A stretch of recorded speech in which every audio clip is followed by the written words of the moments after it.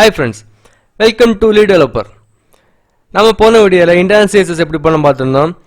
அது மட்டும் இல்லாம டெக்ஸ்ட்க்கு நம்ம ஒரு ஷேடோ எப்படி கொடுக்க பார்த்திருந்தோம். வீடியோ பார்க்காதவங்க லிங்க் நம்ம டிஸ்கிரிப்ஷன் பாக்ஸ்ல இருக்கு.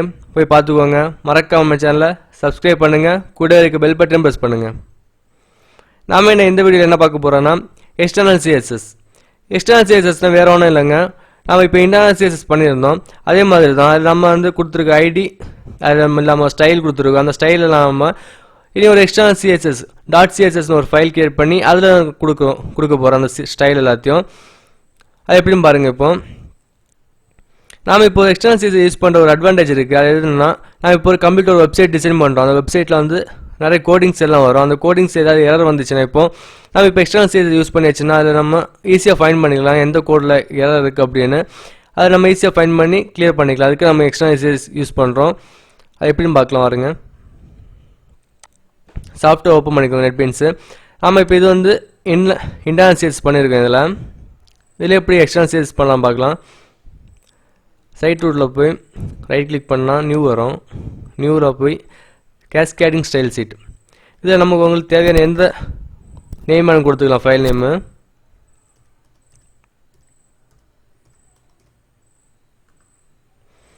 ஃபினிஷ். நமக்கு இப்போ சேவ் ஆகிடுச்சுங்க. tutorial1.css இது நமக்கு தேவையில்லை.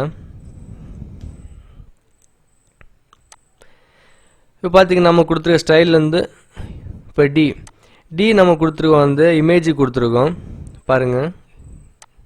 கிளாஸ் டின்னு கொடுத்துருக்கோம். இங்கே நம்ம எதுவுமே சேஞ்ச் பண்ண தேவையில்லை. இங்கே எதுவும் இருக்கட்டும். நம்ம சேஞ்ச் பண்ண வேண்டியது இந்த ஸ்டைலுக்குள்ளோட கொடுத்துருக்க மட்டும்தான். டியை எப்படி கட் பண்ணி எடுத்துக்கணும். இப்போ எக்ஸ்டர்னல் ஃபோல்டரில் சேவ் கொடுத்துக்கோங்க. சேவ். அதுக்கப்புறம் என்னென்னா நம்ம இப்போ இன்டர்னல் பண்ணியிருக்கோம் இன்டர்னல் CSS. அந்த CSSல நம்ம வந்து எக்ஸ்டர்னல் ஃபைலை வந்து லிங்க் பண்ணணும். அதுக்கு என்ன ஹெட் டேக்கு அப்புறம் வந்து ஒரு டேக் ஓப்பன் பண்ணிக்கோங்க. லிங்க்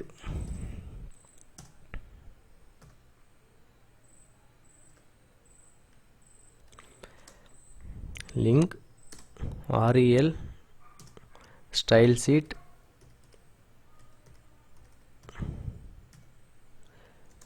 அதுக்கப்புறம் டைப்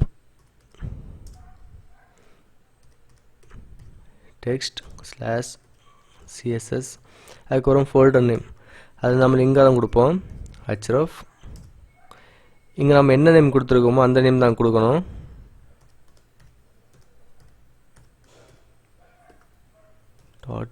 .css க்ளோஸ் பண்ணிக்கோங்க. இப்போ நான் கொடுத்துட்டேன். இதை சேவ் பண்ணிவிட்டு நம்ம ரன் பண்ணுறது முன்னாடி எந்த ப்ரௌசரில் ரன் பண்ணணுமோ சூஸ் பண்ணிக்கோங்க. அதை ரன் ஃபைல். இப்போ வந்துடுச்சு. நம்ம இமேஜ் தான் கொடுத்துருந்தாங்க அதே வந்துருக்கு. நம்ம இப்போ நம்ம வந்து பேராகிராஃப் ஹெட்டிங் அதெல்லாம் கொடுக்கலாம். எப்படின்னு பாருங்கள்.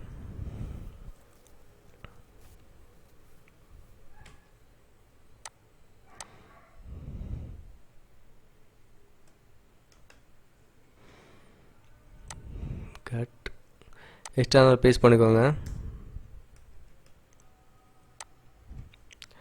சேவ். இந்த ஸ்டைல் நமக்கு தேவையில்லை. இனிமேல்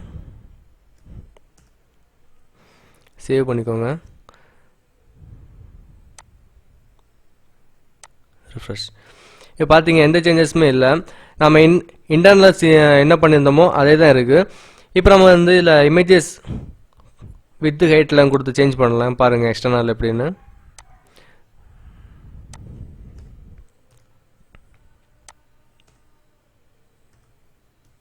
சேவ் பண்ணிக்கோங்க. சேவ் பண்ணிவிட்டு ரிஃப்ரெஷ். சேஞ்ச் ஆகிடுச்சு. இதே மாதிரி உங்களுக்கு இப்போ பேராகிராஃப் சேஞ்ச் பண்ணனாலும் சேஞ்ச் பண்ணிக்கலாம். எக்ஸ்டர்னலில் போய் பேராகிராஃப் என்ன ஐடி நம்ம கொடுத்துருக்கோமோ அந்த ஐடி நம்ம கிளிக் பண்ணி சேஞ்ச் பண்ணிக்கலாம். இந்த வீடியோ உங்களுக்கு பிடிச்சின்னு நினைக்கிறேன். பிடிச்சிருந்தா ஷேர் பண்ணுங்கள், லைக் பண்ணுங்கள், கமெண்ட் பண்ணுங்கள். தேங்க்யூ.